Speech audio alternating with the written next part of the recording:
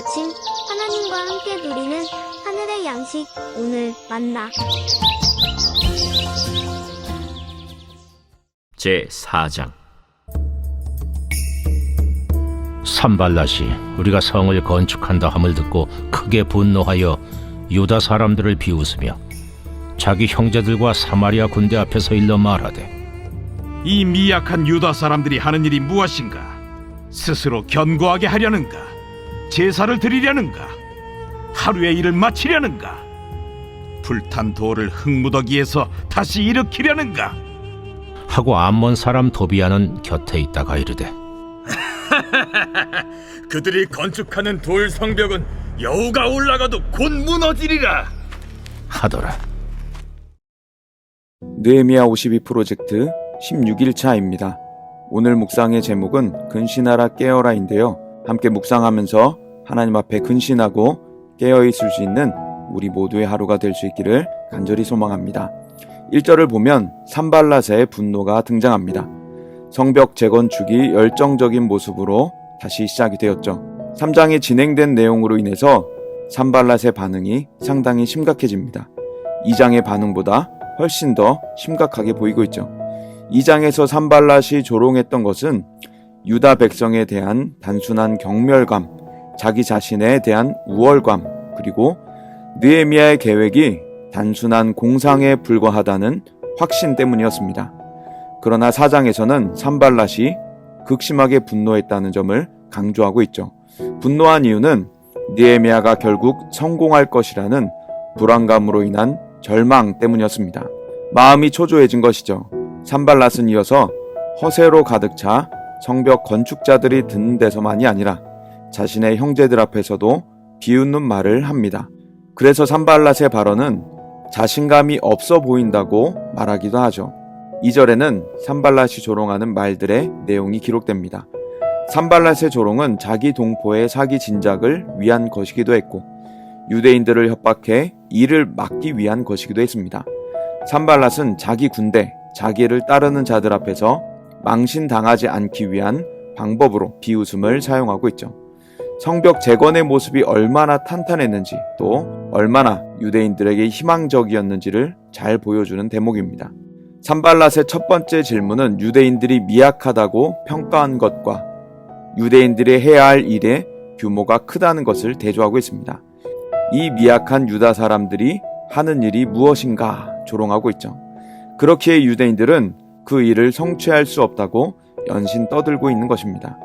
미약하다는 단어 아멜랄림은 히브리어 성경에선 이곳 한 곳만 나옵니다.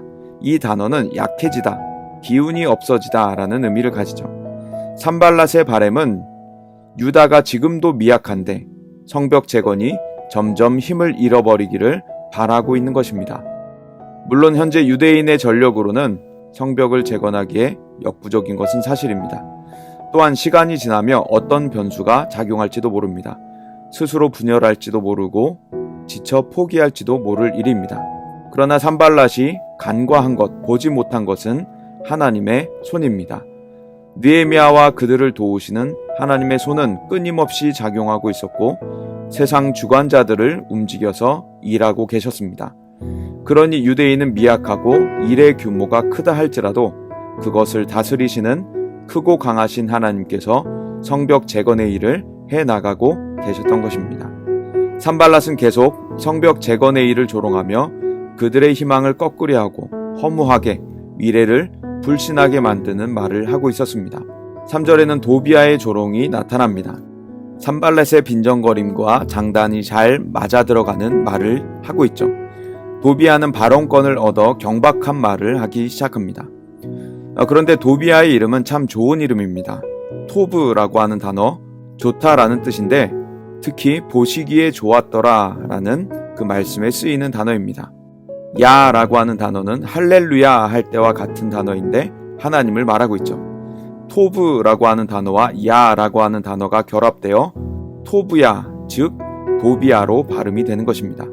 그 이름 뜻은 여호와는 선하시다 이고 도비아의 아들은 여호하난으로 여호와는 긍휼하시다 라는 뜻을 가지고 있죠. 이름값을 못하는 그의 인생입니다. 유다의 기술력, 재건의 재료들을 비아냥대는 말을 하고 있죠. 허술하다는 것입니다. 그리고 완성해봤자 여우가 올라가도 무너질 것이라고 조롱하고 있죠. 그런데 한 가지 고고학 연구 자료를 참고해 보자면 느헤미야 성벽 두께는 2.7m가 됐다고 합니다. 무너뜨릴 여우가 올라가려면 꽤 많은 여우가 필요했던 것이죠. 결국 도비아도 하나님의 일하심을 보지 못했습니다. 결국 이 성벽이 어떻게 재건될지, 중수될지, 하나님께서 어떻게 완성하실지 보지 못하고 허세로 가득한 말만 내뱉고 있었던 것입니다. 우리 삶을 한번 돌아보길 원합니다. 우리 삶에도 산발랏과 도비아와 같은 존재들이 계속해서 다가올지도 모릅니다. 성경은 말합니다. 사탄의 우는 사자와 같이 두루 다니며 삼킬 자를 찾고 있다고 말입니다. 그 대상은 특히나 주 앞에 열심히 있는 자들입니다. 산발랏과 도비아의 분노를 한번 기억해 보세요.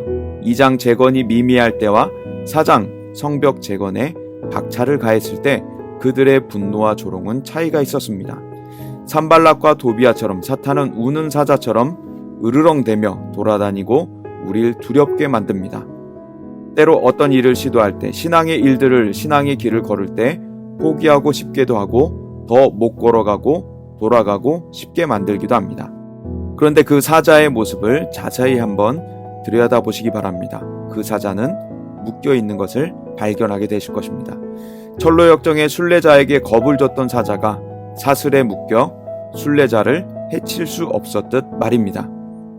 우리 신앙의 길을 걸어갈 때에도 마찬가지입니다. 우리 눈앞에 나에게 두려움을 주는 존재는 나를 해칠 수 없는 존재입니다. 왜냐하면 하나님께서 단단한 줄, 끊어지지 않는 줄로 묶어 두셨기 때문입니다. 나를 상하게 못하도록 길이도 완벽하게 조절되어 있습니다. 느헤미야 프로젝트가 진행되는 가운데도 사탄은 우리가 기도하지 못하도록 여러 가지 길들로 우리를 방해할 것입니다.